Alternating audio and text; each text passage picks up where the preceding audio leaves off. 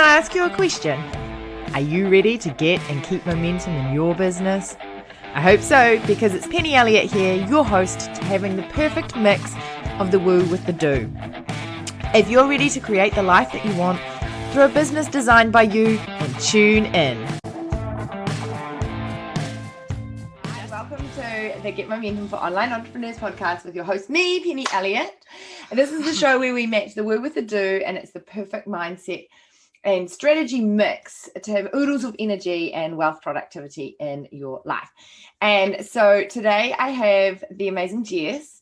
And just before we got started, she was telling me a little bit about how she does business very differently because of the circumstances she found herself in, out on a jog when she was 37. So I'm going to hand it over to you to tell us who you are, what you do, and how you got here. Okay, well, thank you so much. And I'm excited to be here today. Well, my name is Jess Hoover, and I'm an intuitive life coach and healer. And what got me here today is I had a lifetime of trauma. I didn't have a happy childhood. And I was the only time I was ever told I was enough is when was when I achieved something. If I did good in school, if I was a teacher's pet.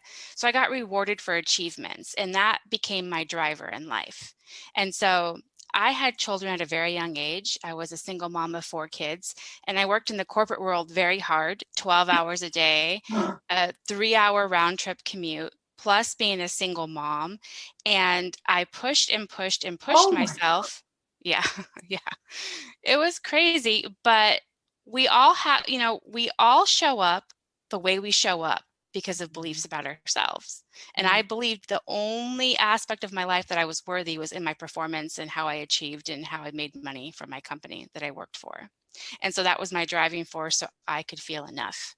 And so I basically killed myself doing that, because when I was 37 years old, as you mentioned, I went for a jog, my normal run, and I went into sudden cardiac arrest. And there was no medical reason or explanation. So it was just from a lifetime of stress and burnout. And when I woke up in the hospital and found out what had happened, I knew I had to make changes, and I knew it was because of my lifestyle. And to be clear, when your heart stops, you usually don't survive, let alone fully recover. And so let's talk about woo. It just so happened that someone who is a retired medical professional decided to go on a bike ride very last minute and found me and performed CPR. Right. So that was a miracle in itself. And so that's when I discovered spirituality, and the woo was right after that. Almost immediately, I was just guided to it, which is what usually happens. We're guided to what we're ready for. Can I just say that you probably weren't guided to it? You were given an abrupt halt. Yeah. And it like slapped in your face. Like, yes, you woman, you got to stop and look at this. Yeah. And so what happened was, the way that showed up for me on Facebook, I saw an ad for a meditation class. And for the first time ever, I went to something like that. I showed up.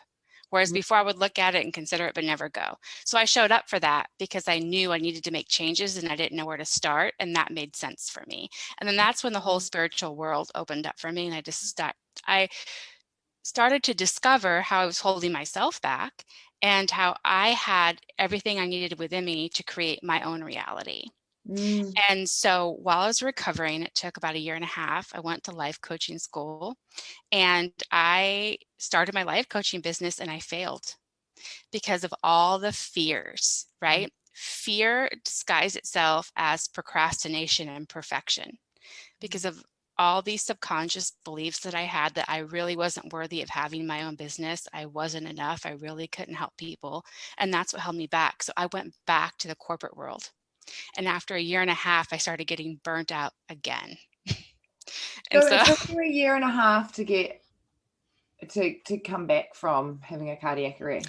Yes, because my heart was only working at 23%. Okay. So, and did the surgeons, doctors, medical professionals tell you it was because of burnout, or did they disguise it as something else? They were honest, and they said they didn't know because all my labs came back that everything was healthy. So they said the only assumption they could make was there was a virus that attacked my heart, but there was no evidence of that.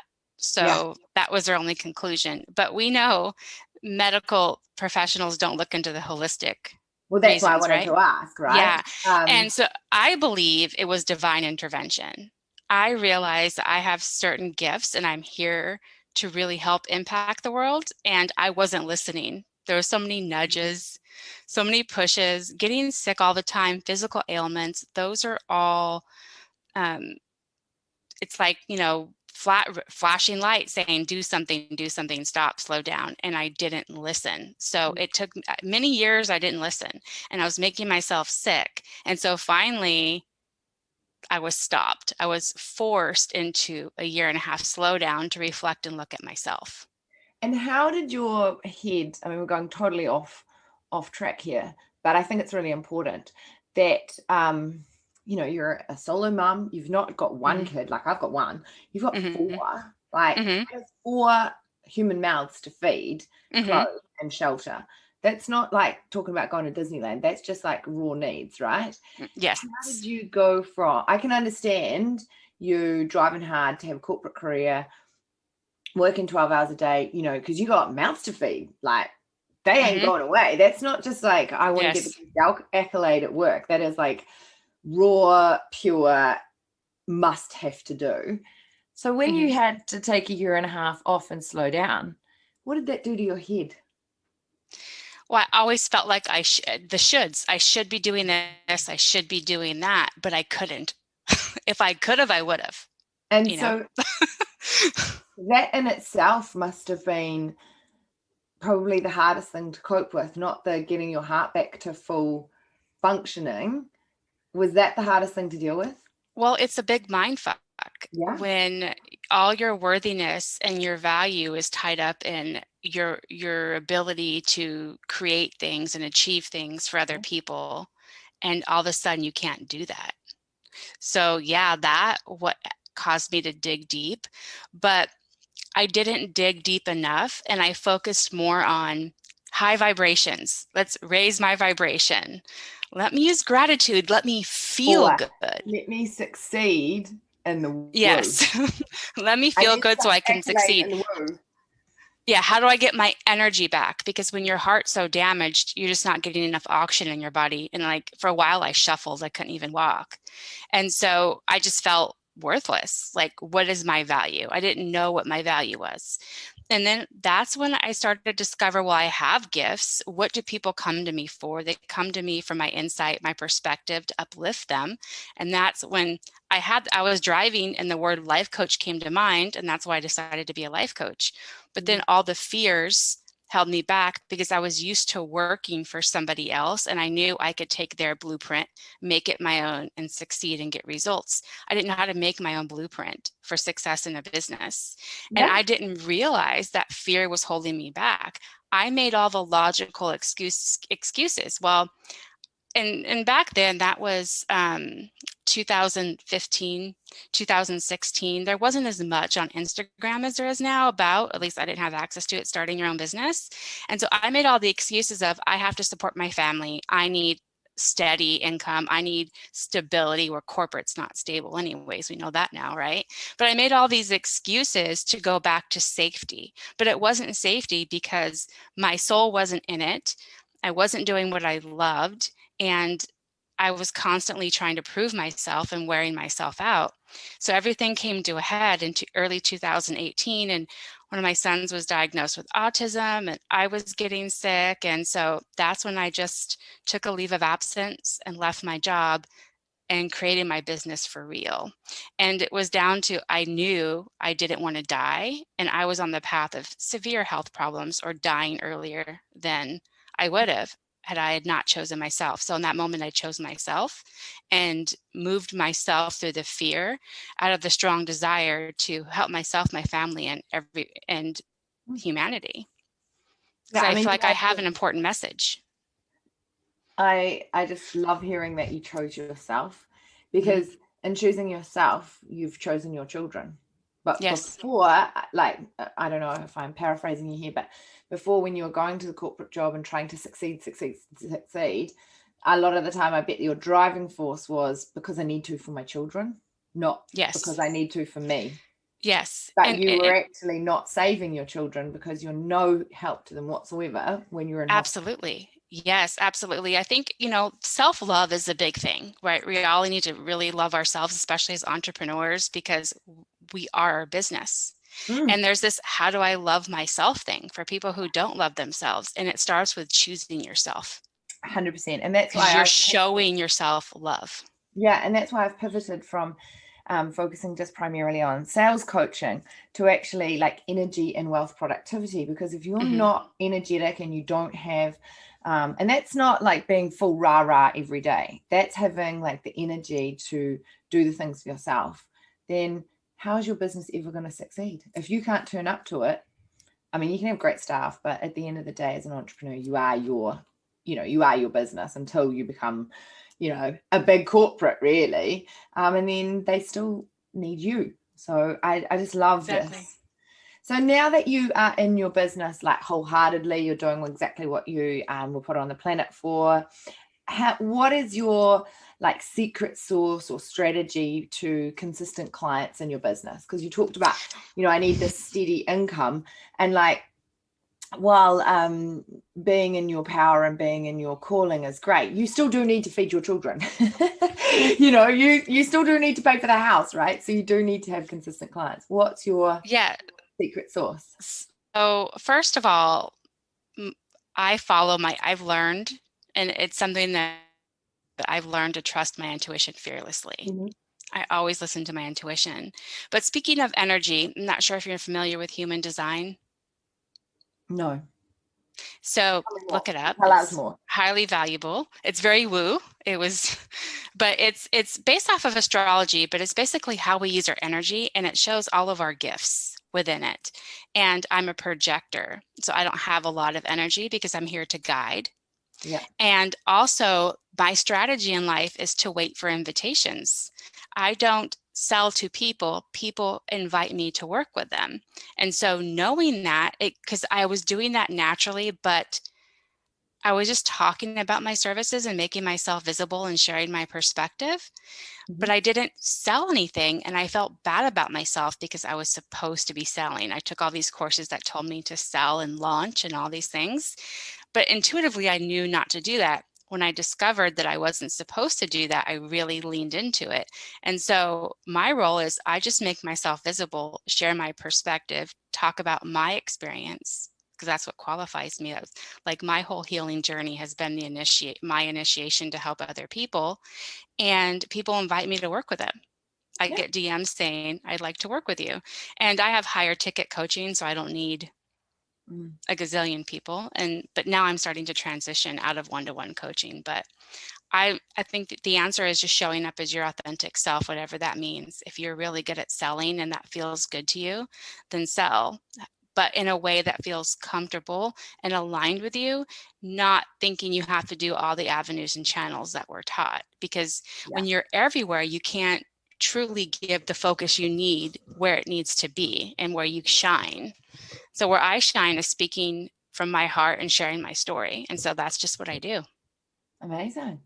So talking about self-care as a successful entrepreneur now, what's your go-to for self-care?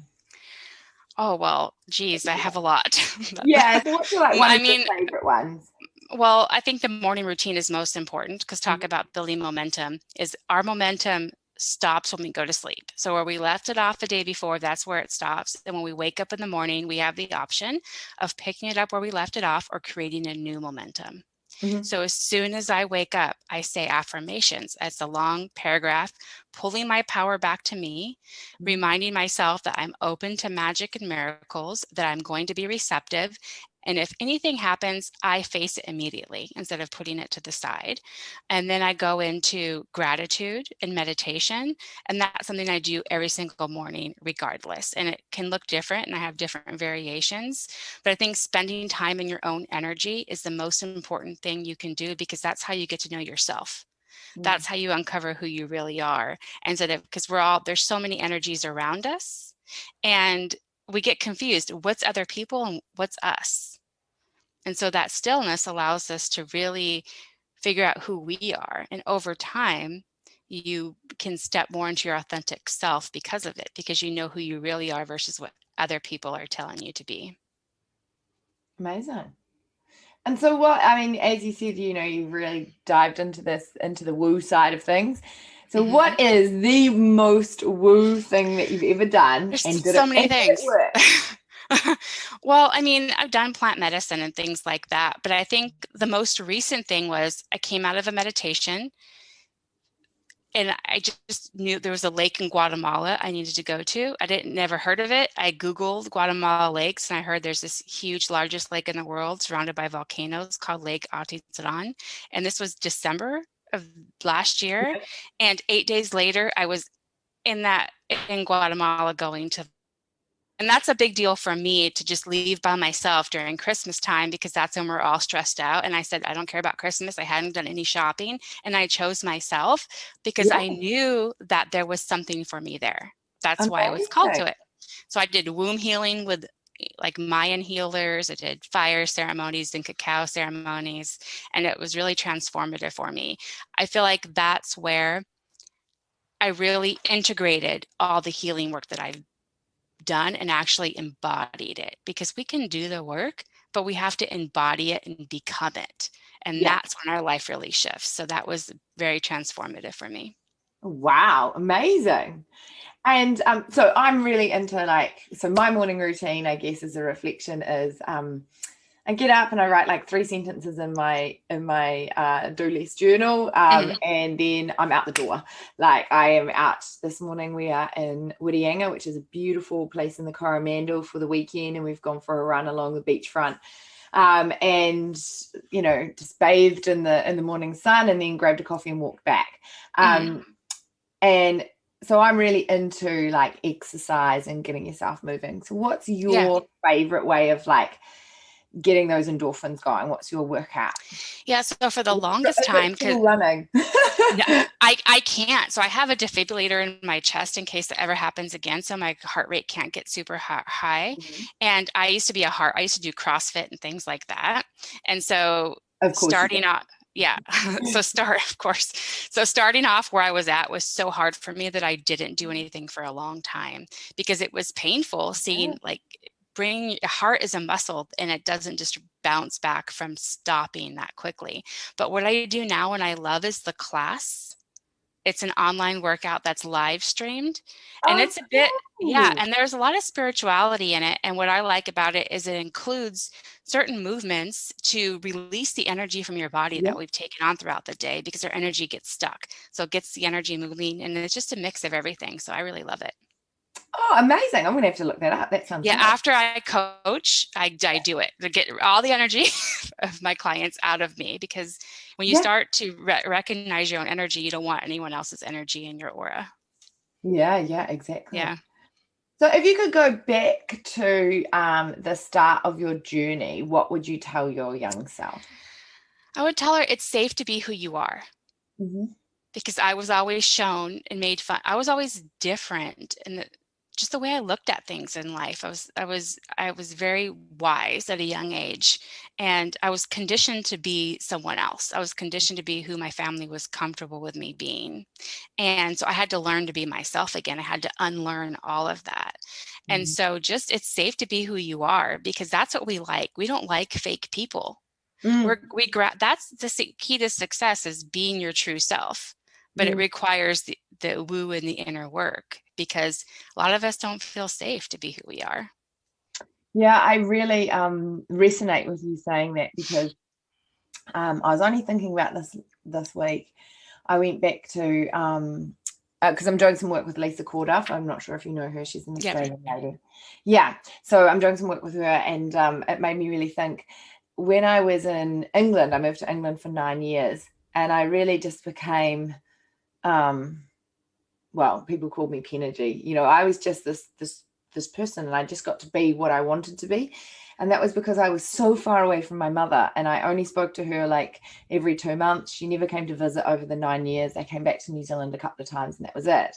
And I've noticed since I've been back, and I've got a little one that she really likes to see and stuff, so I spend a lot more time with her. And I feel like when I was going through some of the exercises with in Lisa's program, I was thinking, oh my goodness, I'm actually taking on that expectation again, to be this certain person.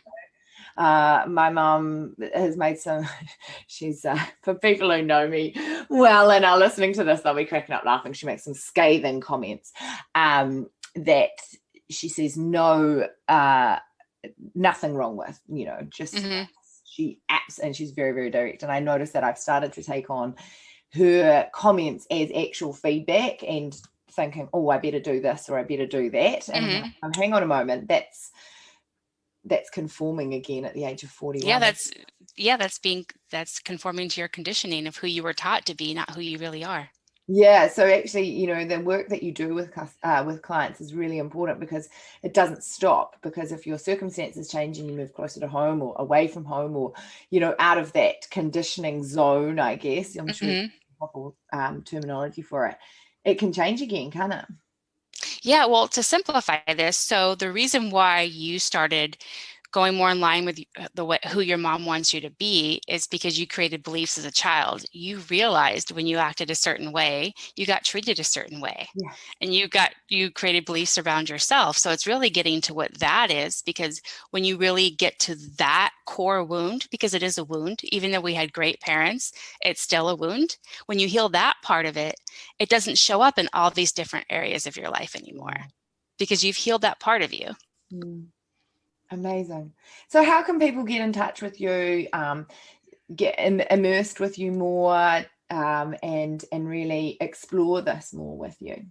Yeah, absolutely. I have a podcast called Tune In and Turn On Podcast, and it's on all the platforms. But what I recently started doing is doing live coaching calls on the podcast. So you can really see, because again, most of us think our parents had good intentions. We don't realize how the beliefs we created as a child are impacting how we're showing up now. And so I really show the power of that on my podcast to help people to see it's not just mindset, it's what created the beliefs that created the mindset and getting to that. So yeah, check me out on there.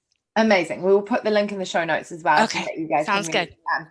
Click through, find it really easily. And what I will say is, once you've listened to an episode with Jess, please leave her a review, because reviews are the only way that we can find better podcasts. When you search for something, we are conditioned to look at what other people think of us. Nothing to do with our parents. That's thanks to TripAdvisor and Amazon for reviews. Yes. And now, you're right. No one would stay in a motel that's got a 3-star anymore. No. Yeah, so make sure you do that. And so one last soundbite that I always leave the listeners with is, what's your favorite one-liner you give yourself every day to get momentum in your business or life? I'm the creator of my own life, because it pulls the power back to me, right? Yeah. Nobody else matters. Whatever anyone else around me is doing doesn't matter. I create my own life. It also gives you responsibility. A lot of other people, I find, blame their life circumstances. Oh yeah, people are waiting for everyone else to change around them. Yeah. And when you stop waiting for everyone else to change and you become the change, that's when your whole life shifts, and your business for sure. Yeah. You take responsibility for the ship that you're on. Yeah. Amazing. Hey, well, thank you so much for being on the show and spending some of your valuable time with us. Your story is harrowing and amazing all in one. I guess I really resonate with it, because although I don't work 12 hours a day, I am a real external achievement kind of gal, like that's why I have a bazillion medals. And if we do a race and there's no medal, I'm like, ugh, what was the point in that? I know that and accept that.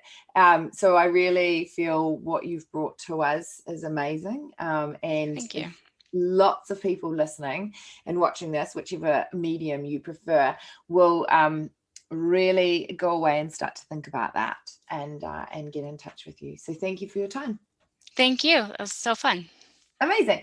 Now, if you guys are listening or watching and you know someone who you think would really appreciate Jess's story or find it interesting, please share the podcast with them. If you've enjoyed it but you don't know anyone, then again, leave a review or take a picture of where you're listening to this and tag us on Instagram.